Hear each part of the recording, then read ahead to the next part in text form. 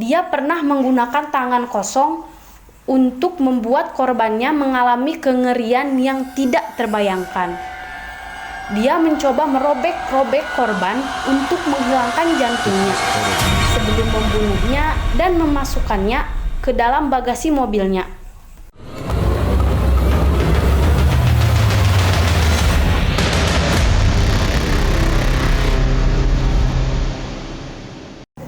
Assalamualaikum warahmatullahi wabarakatuh.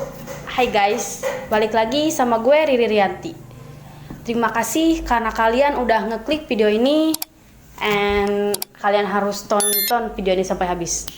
Kasus pembunuhan berantai seringkali menjadi tantangan untuk diungkapkan bagi penegak hukum, tak hanya di Indonesia, tetapi juga di berbagai negara. Sampai saat ini masih banyak deretan kasus pembunuhan yang di luar nalar dugaan, bahkan belum terpecahkan dan masih menjadi misteri hingga saat ini. Dan ini dia 7 misteri di balik pembunuhan berantai. Nomor 1, Zodiac Killer. Zodiac Killer bukanlah pembunuhan biasa. Sebagaimana dikutip dari NBC, dia lebih senang mendapatkan sorotan media daripada membunuh secara diam-diam tanpa jejak.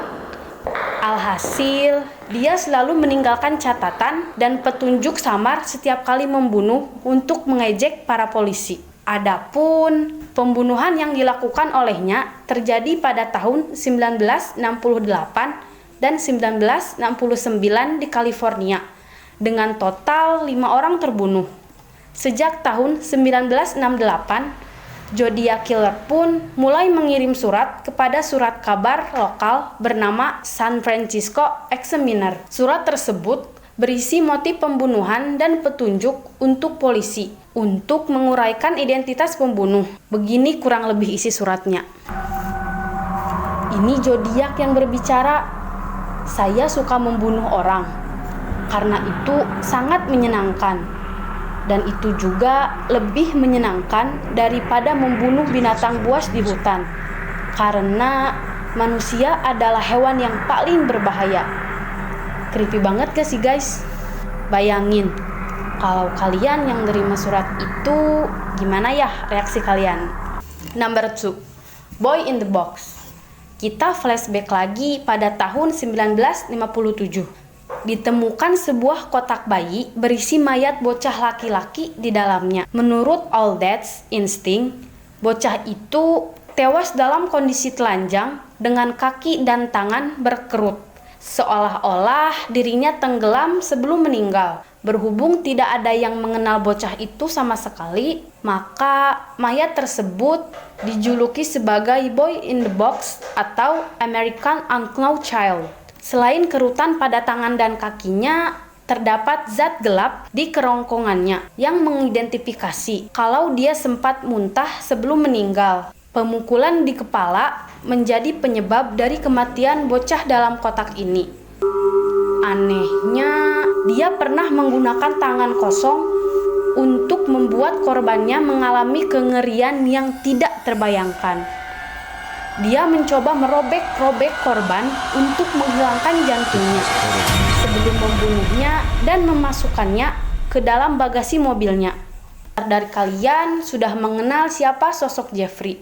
Jeffrey Dahmer adalah salah satu pembunuh berantai terkejam yang telah membunuh 17 orang. Dia memulai membunuh pada tahun 1978. Diketahui Jeffrey Dahmer membunuh dengan cara memutilasi tubuh korbannya. Kekejiannya juga tidak sampai di situ. Dia pernah menggunakan tangan kosong untuk membuat korbannya mengalami kengerian yang tidak terbayangkan. Dia mencoba merobek-robek korban untuk menghilangkan jantungnya sebelum membunuhnya dan memasukkannya ke dalam bagasi mobilnya. Memotong-motong potongan kecil dari waktu ke waktu dan membuang semuanya kecuali kepalanya ke tempat sampah.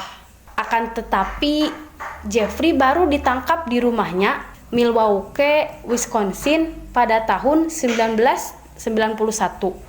Setelah salah satu korban berhasil kabur dan melaporkan kejadian yang menimpanya kepada polisi. 4. Ahmad Suraji. Ahmad Suraji yang juga dikenal dengan sebagai Datuk dan Nasib Kelewang merupakan seorang dukun asal Medan, Sumatera Utara. Ia telah membunuh 42 perempuan sejak tahun 1986 sampai 1997. Lama banget ya guys. And rata-rata usia korban berkisaran antara 11 sampai 30 tahun. Kebanyakan korban Suraji datang untuk meminta bantuan, seperti menambah keberuntungan maupun mempercantik diri. Namun, Ahmad Suraji justru memanfaatkan profesinya untuk membunuh korban-korbannya. Tujuannya demi menyempurnakan ilmu hitam. Korban dikubur hidup-hidup setengah pinggang dalam keadaan tanpa busana dan kemudian dicekik hingga mati. Lalu dihisap air liurnya. Mayat korban pun kemudian dikubur di tebu ladang miliknya. Yo, ngeri juga gak guys? Mirisnya, ketiga istri Suraji juga turut membantu menutupi kejahatannya. Korban terakhir yaitu adalah Sri Kemala Dewi menjadi petunjuk penting untuk membongkar pembunuhan berantai yang dilakukan Suraji. Atas kejahatannya, Suraji pun dijatuhi hukuman mati dan dieksekusi oleh regu tembak pada 27 April 1998. Yo, lumayan ngeri sama jijik juga gak sih guys? Oke, next. Nomor 5. Pembunuh robot gedek. Dikenal dengan julukan robot gedek, pelaku merupakan pembunuh berantai yang telah menghabiskan nyawa 12 anak laki-laki. Ke-12 anak laki-laki itu merupakan anak gelandangan, anak jalanan yang menjadi mangsa empuk. Pria buta huruf dan tunawisma ini menculik korban, kemudian melakukan pelecehan seksual. Setelah menuntaskan hasratnya, pelaku membunuh korban dengan cara disayat untuk diminum darahnya, lalu dipotong menjadi beberapa bagian. Beberapa di antaranya disimpan sebagai kenang-kenangan. Pelaku membuang potongan tubuh tersebut ke sejumlah tempat, mulai dari pondok kopi hingga rawa-rawa di sekitarnya. Sebelum ditangkap, ia sempat menjadi buronan. Atas kejahatannya, pelaku dijatuhi hukuman mati. Namun, ia justru meninggal akibat serangan jantung pada 26 Maret 2007. Ih, tragis banget gak sih guys? Nomor 6. Baekhuni. Baekhuni yang dikenal dengan sebutan Babeh merupakan gelandangan yang telah membunuh 7 pengamen jalanan di bawah umur. Rata-rata korbannya berusia sekitaran 9 tahun sampai 12 tahun. Dari pengakuannya, pembunuh berantai ini memiliki pengalaman disodomi secara paksa oleh seorang preman. Nah, karena hal itulah yang mendorong Baekhuni melakukan hal-hal tidak senonoh pada korban. Keinginan tersebut kian menjadi-jadi semenjak Baekhuni kembali ke Jakarta setelah sang istri meninggal dunia. Mencoba peruntungan dengan berjualan rokok dan memelihara anak jalanan. Ketika ingin memuaskan hasrat, Baekhuni akan memilih salah satu dari anak jalanan yang dipeliharanya. Ngeri banget gak sih guys? And apabila anak tersebut menolak, Baekhuni tak segan mengikatnya dengan rapia dan korban pun akan disetubuhi setelah tak bernyawa. Kemudian dimutilasi menggunakan golok untuk menghilangkan jejak. Atas aksi yang dilakukannya sejak tahun 1998 hingga 2007 ini, Baekhuni dijatuhi hukuman mati. Next, nomor 7. Yang terakhir ya guys, Wawon CS. Dari namanya sih gak ada serem-seremnya ya, tapi kelakuannya itu yang bikin serem.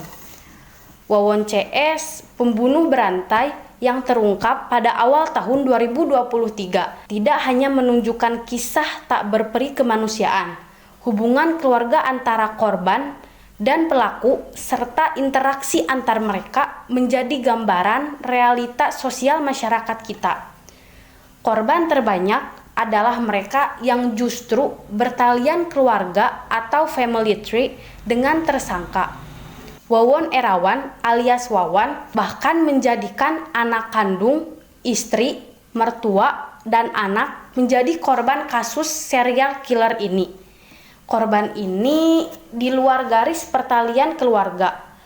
Dari perkembangan penyelidikan, terkuak bahwa Wawon CS juga melakukan praktik penipuan dengan modus penggandaan uang. Korbannya para tenaga kerja wanita atau pekerja migran Indonesia di Timur Tengah.